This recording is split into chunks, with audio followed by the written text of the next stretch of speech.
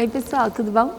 Me chamo Expedita Gabriele, sou estudante do curso de Direito da Estácio de Carapicuíba e quero convidar todos para conhecer a nossa cidade.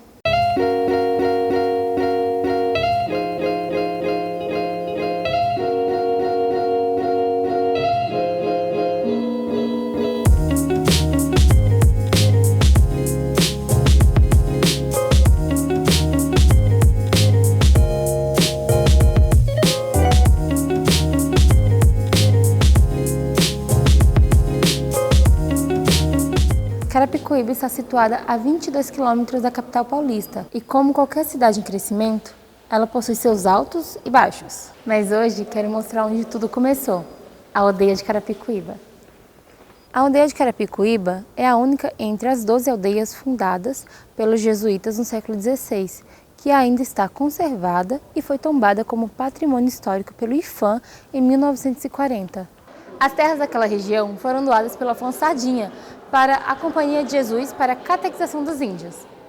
A Companhia de Jesus é uma ordem religiosa que foi fundada em 1540, portanto é bastante próxima ali dessa doação, de todo esse processo do desenvolvimento colonial aqui no Brasil e na capitania de São Vicente.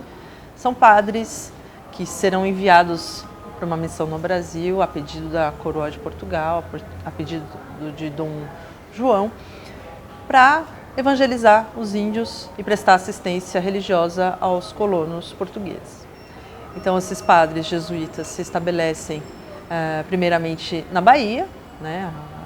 Era o centro, né, desse processo colonial no século XVI, que vão descer, né, para a capitania de São Vicente, a capitania mais ao sul do Brasil, a partir da figura de Leonardo Nunes, e, anos depois, fundar aqui, onde nós estamos, né, no pátio do colégio, a época Colégio de São Paulo de Piratininga, no dia 25 de janeiro de 1554.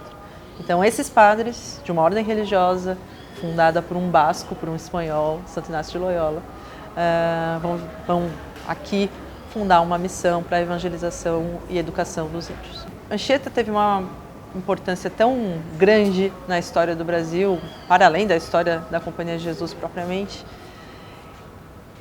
que ele ganhou vultos e na historiografia que não tem embasamento documental, né? Dada a importância dele, ele é colocado, né, a figura de Anchieta é colocada em lugares de destaque, onde às vezes não havia propriamente esse destaque.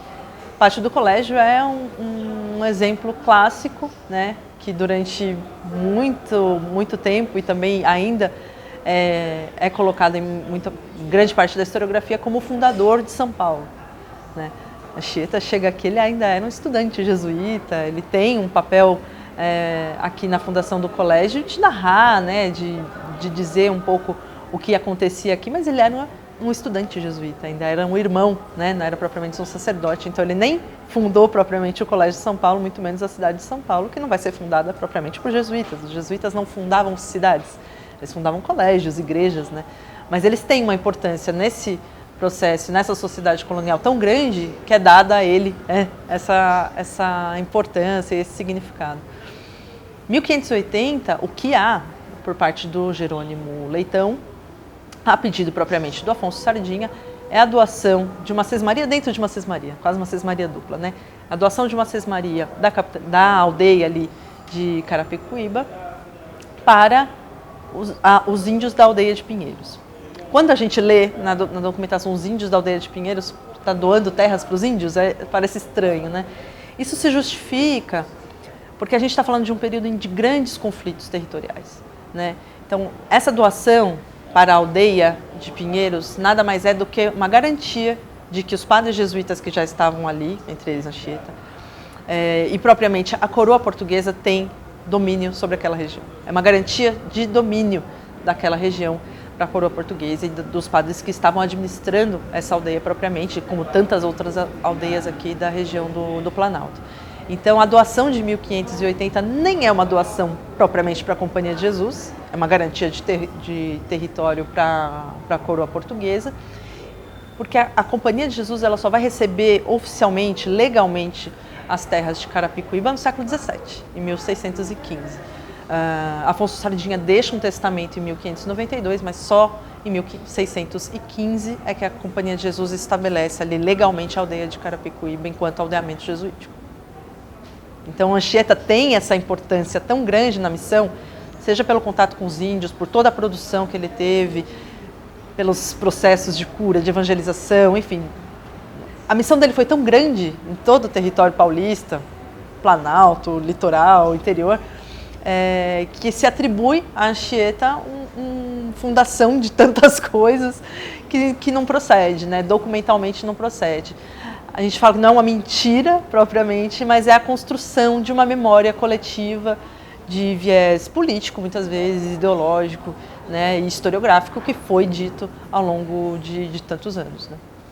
Em março de 65, Carapicuíba se emancipa e, com isso, migrantes de outros estados começaram a chegar e, com eles, suas culturas e costumes.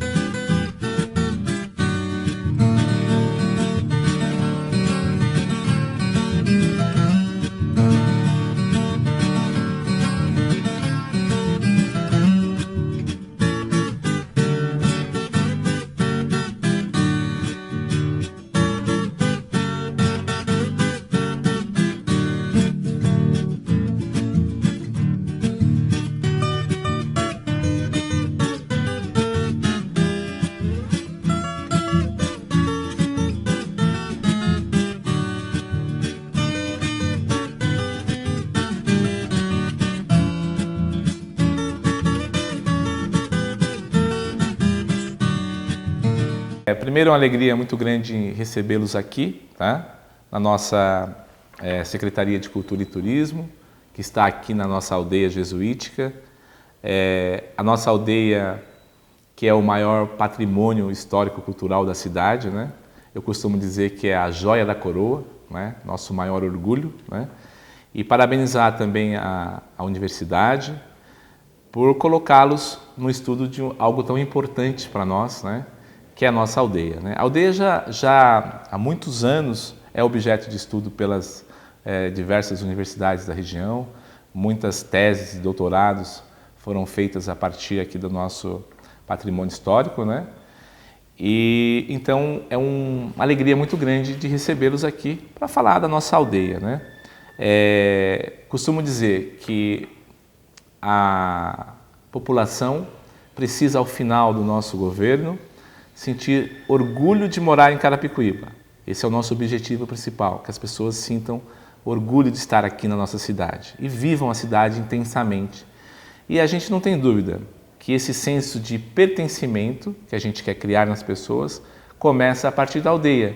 Então, a ligação do ser humano ao território, né, se faz a partir desse senso de pertencimento. E a aldeia é o nosso ponto de partida. Né? Tem um papel fundamental.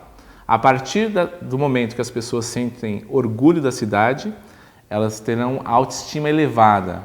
Um cidadão, uma pessoa com autoestima elevada, ela é vencedora. Então você vai ver uma transformação social. Olha que coisa importante, o papel importante da aldeia.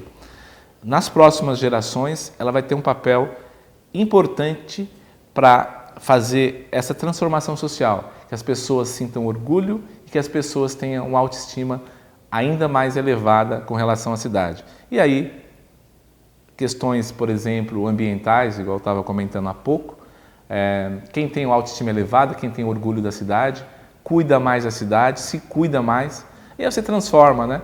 Então é um trabalho permanente, na verdade, né? A aldeia, ela é para mim um símbolo de resistência, primeiro por estar de pé, né? Pelo material que foi construído, muito singelo, muito simples, né? E ela está em pé, já é um grande legado que ela vai deixar para nós, esse símbolo de resistência. E segundo, que ela continua a nos ensinar, né? Então, eu acredito que ela teve um papel importante na formação da cidade e do Brasil. A história da aldeia se confunde com a história do próprio país, né? E vai ter um papel muito importante daqui para frente, que é esse papel de pertencimento com a cidade, da oportunidade das pessoas sentirem orgulho de Carapicuíba e elevação de autoestima. Ela está aqui desde 1580, no mesmo lugar. A capela está no mesmo lugar. O cruzeiro, a cruz está lá no mesmo lugar. Agora, houve então, na segunda metade do século XVIII, o rei de Portugal faleceu, não deixou descendentes, e o rei de Espanha tomou conta do reino de Portugal também. Nessa época ele pôs um governador aqui no Brasil chamado Marquês de Pombal. Marquês de Pombal expulsou todos os jesuítas do Brasil. Eles competiam economicamente com o que a corte espanhola queria do Brasil. Botou todos. E os jesuítas então tiveram que sair do Brasil. E eles resolveram então destruir as aldeias aqui em volta de São Paulo, para que os índios não voltassem às aldeias, não ficassem à mercê dos bandeirantes e fugissem para o mato. Então a aldeia foi semi-destruída aqui. Os jesuítas voltaram, tá? E a aldeia foi reconstruída exatamente da mesma maneira que tinha sido. Então o lugar, a gente chama isso de sítio, o lugar é exatamente o mesmo, as construções, a capela é a mesma, as casas não, as casas são da segunda metade do século XVIII, que é quando, na mesma época que Ouro Preto, e a gente já ouviu falar de Ouro Preto é não só patrimônio histórico brasileiro, mas é mundial, mas quando Ouro Preto foi construído.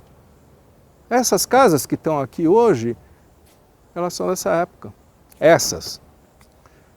Então, a gente tem que ter orgulho. Nós temos, eu costumo dizer que a gente tem aqui na aldeia um patrimônio histórico que é mais importante do que o Cristo Redentor. Porque é muito mais antigo, não é a mesma coisa. O Cristo Redentor você vai lá para ver a paisagem e tal, né? Mas aqui a gente tem a história do Brasil. História do Brasil. É muito importante, é muito importante. E a gente gostaria de mostrar isso para todo carapicuibano, para eles saberem como é que é. Em uma das nossas visitas à aldeia de Carapicuíba, conhecemos o projeto social das Mulheres Rendeiras, que está trazendo muita expectativa de vida para todas as mulheres daquela região. Tico-tico, rasteirinho, tira o galho do caminho, que eu quero passear e tenho medo do espinho. Então, esse projeto nasceu em 1996, ele foi criado por Maria Amélia Pinho Pereira, uma pessoa que mora nessa redondeza há 40 anos, e ela vinha observando a riqueza cultural desse lugar, do patrimônio material, que é o patrimônio histórico, e o patrimônio imaterial, que é essa população predominantemente migrante, que veio de zonas, principalmente de zonas rurais, de diversos estados brasileiros, predominantemente interiores do Brasil, e que trazem dos seus lugares, trouxeram dos seus lugares muitos conhecimentos acerca da cultura brasileira. Esse trabalho, eram mulheres muito subordinadas aos maridos, então eu lembro quando a gente começou esse trabalho, elas falavam, Lu, não posso demorar porque eu tenho que fazer a janta do marido. E elas falavam para mim assim, na época, né, todas tinham filhos pequenos e elas tinham desejo de poder sobreviver de um trabalho que elas não precisassem sair de casa às 5 da manhã e voltar às 9 da noite. Então a gente começou a desenhar um percurso de que elas pudessem sobreviver também, de que isso devolvesse também para elas uma forma de sustentabilidade, né? Essas mulheres foram aprendendo a gerir o próprio negócio. Hoje, elas conduzem esse trabalho. Elas estão produzindo cada ano uma coleção. Agora, por exemplo, elas vão participar no mês de maio de uma exposição na Embaixada da Hungria. Elas participaram em 2020 de uma exposição na Embaixada de Genebra. Elas fizeram ano passado uma matéria para o Globo Repórter. Elas estão crescendo, né, enquanto marca, enquanto produtoras de peças com muita qualidade e beleza, mas elas também estão crescendo enquanto mulheres. Esse grupo também abriga muitas mulheres que vieram, que procuraram o trabalho para cuidar da saúde mental. Então, Isso é uma realidade também de mulheres que hoje estão mais, tão bem, né?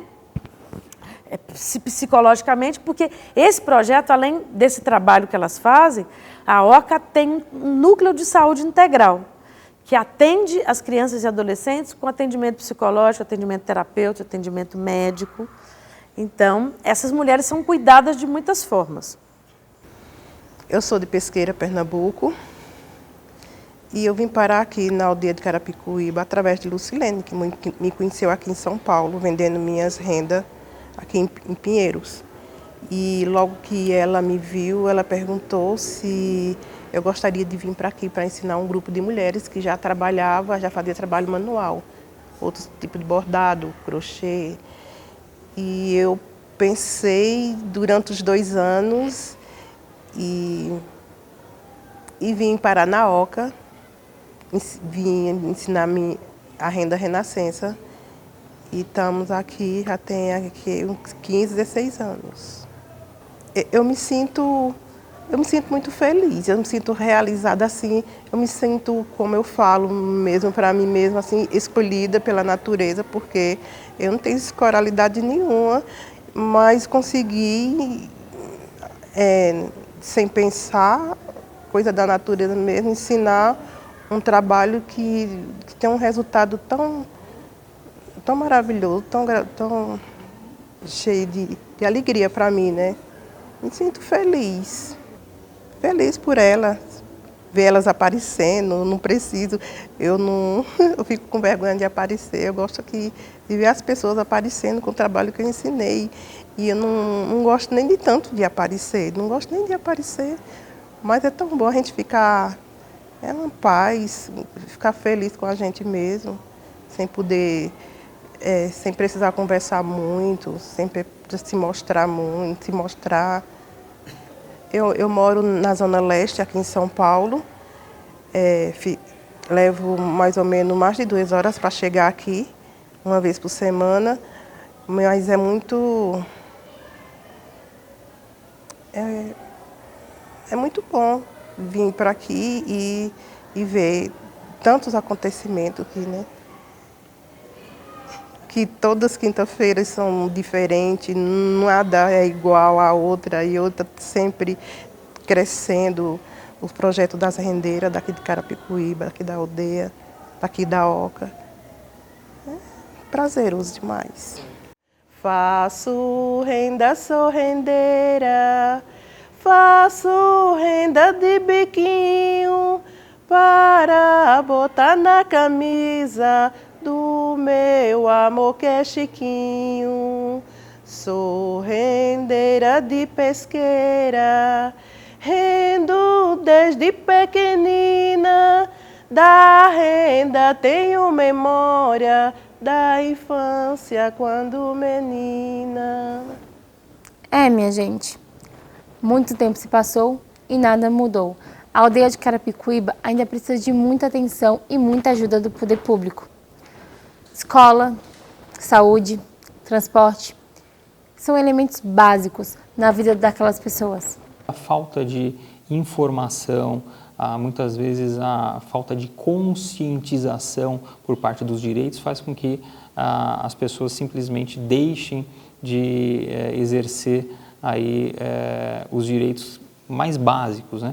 A gente sabe que existem inúmeros programas sociais, tanto no município, quanto no estado, quanto no governo federal, e a falta de conscientização desses programas faz com que as pessoas simplesmente não usufruam e automaticamente tenham esse prejuízo, né?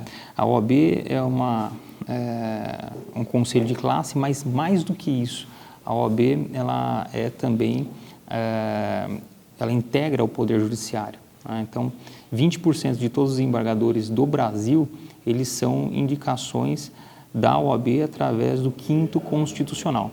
Só para ter uma ideia, a gente está falando aí de um universo, aí, se for pensar de um universo de 300 desembargadores, a gente está pensando em 60 desembargadores são oriundos da OAB. Então, isso faz com que a classe tenha bastante força, e ela tem aí essa interferência também em todos os aspectos de opinião que a sociedade acaba tendo que decidir, de dialogar. A OAB sempre é chamada para essa conversa, para esse diálogo. Espero que esse nosso trabalho traga uma nova reflexão a você sobre o que nós queremos e podemos fazer pelo próximo.